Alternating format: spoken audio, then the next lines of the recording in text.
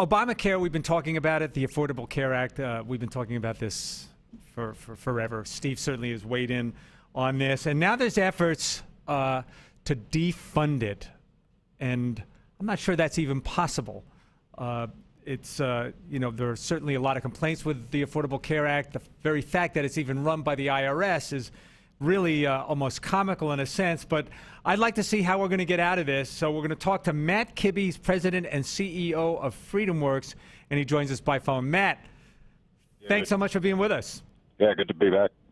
Hey, Matt, walk me through what you're talking about here, what you're going to try to do here. You're talking about defunding Obamacare. How do we do that?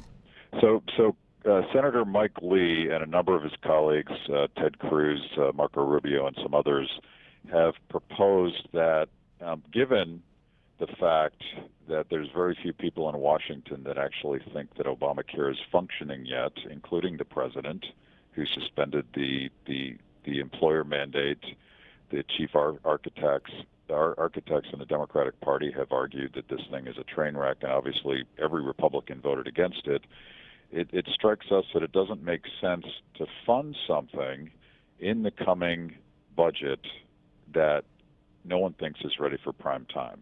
So what Mike Lee has proposed, that come October 1, when Republicans and Democrats try to hammer out a new, what's called a continuing resolution, which is the new way of budgeting in Washington, and that's a different conversation. But what he's proposing is that no funds be spent to implement Obamacare until and if the president and the rest of us agree that this thing is actually working.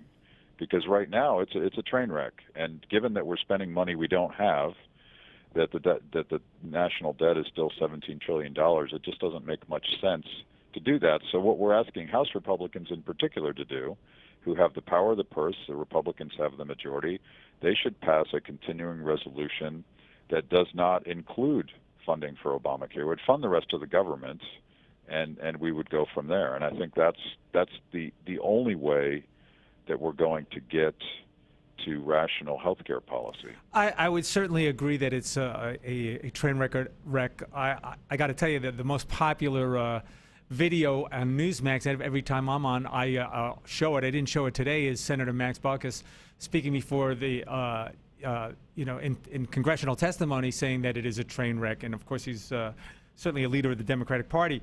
But my question is this: I certainly would like to see it go away. My question is, what will be the perception of the American people if, in fact, that you do that?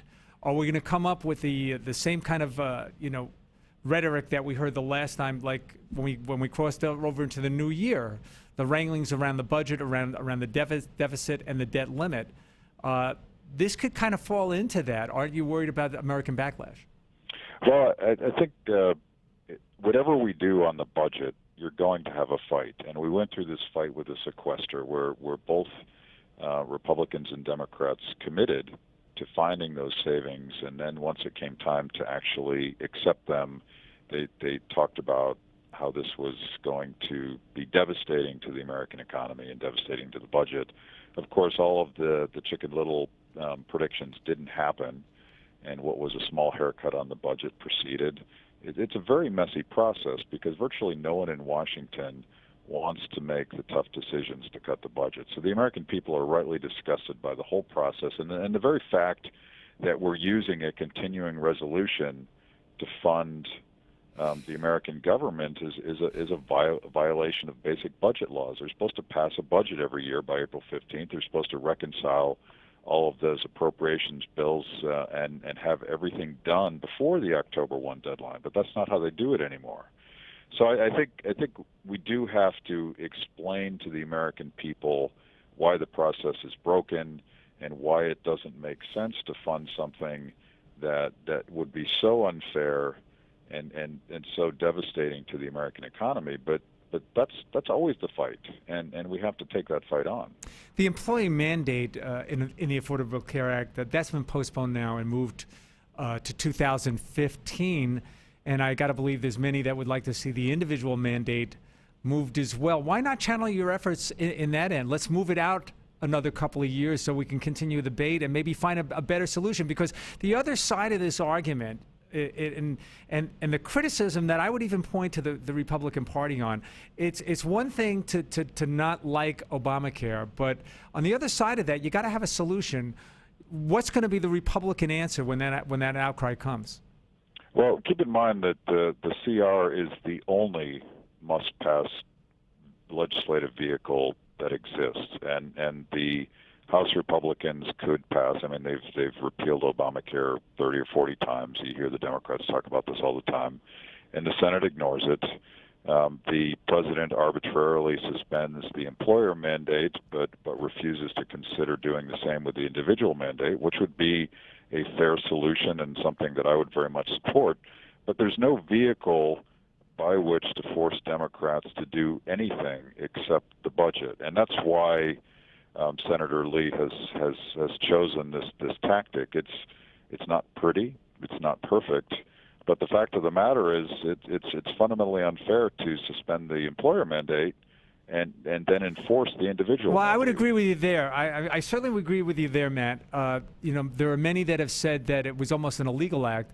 By moving the employer mandate, the president doesn't really have the authority to pick and choose which part of the law he wants to enforce. And I agree with you on that issue. Maybe a better way to go is force the employer mandate back and let the Democrats pull the law. Yeah, but any strategy we come up with, you're going to come back to the fact that the only leverage point we have is the budget and the deadline of October 1, because everything else can be ignored. The Senate doesn't have to act if the House does. The president doesn't have to sign, even if the House and Senate act. But here's my fear, and I'm a Republican. So here's my fear, is that we're going to come up to this wall, all right, and the CR is going to have to be passed. The markets are going to start to rocket. Start to rock, and they're going to be all over the place. People are going to start to panic, and then somebody's going to blink, which is what always happens in these things. And one way or another, this law is still the law of the land. And I think somebody's going to blink. The CR will be passed, and we've lost an opportunity. And what will also happen is that the reputation of the Republican Party could also be damaged going into the presidential election, because the Democrats are certainly going to throw it back. The party that says no to everything. How are we going to avoid that? Yeah, and it's the fact is that if you don't go into a negotiation with what you want, you won't get it.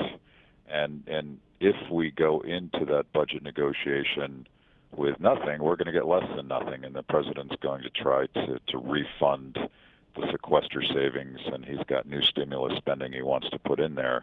And I think we put our demands on the table, and I point back to other instances where standing on principle has been the right strategy, and I really believe that it is. Give me an example.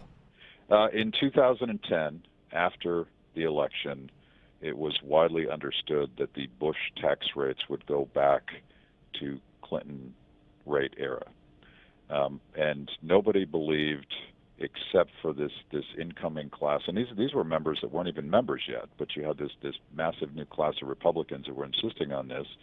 And we succeeded from the bottom up, from the grassroots, to get Nancy Pelosi and Harry Reid and Barack Obama to extend the Bush tax rates. No one thought it could be done, but it was public opinion and grassroots pressure that made them do that. And that's what August is about, going forward and on this debate of whether or not we proceed with Obamacare, whether or not it's fair to suspend the employer mandate and not the individual mandate. That's a conversation we have to have in August. Well, it's going to be a huge task, Matt, and we'll see how that plays out. My biggest fear, as I said, is what's going to be the image of the Republican Party when we come up to that wall. I guess we're going to have you back, and we can talk about it then. Okay, great. Matt, thanks so much for being with us. Thank That, of you. course, was Matt Kibbe.